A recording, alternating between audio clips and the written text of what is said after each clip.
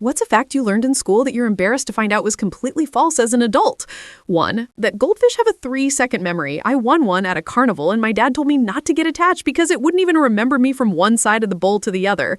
I told this story at a party and a marine biologist looked at me with such pity before explaining they can remember things for months. 2. The food pyramid. I spent my entire childhood believing the foundation of health was 6 to 11 servings of bread and pasta. I mentioned this to my doctor during a physical and he just slowly shook his head and said, "Please tell me you are not still eating like it's 1992.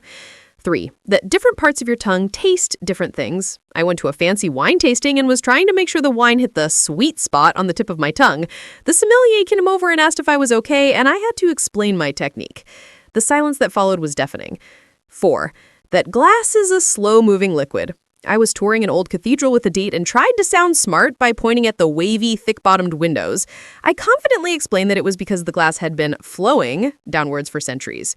He, an actual engineer, gently informed me that's just how they made glass back then.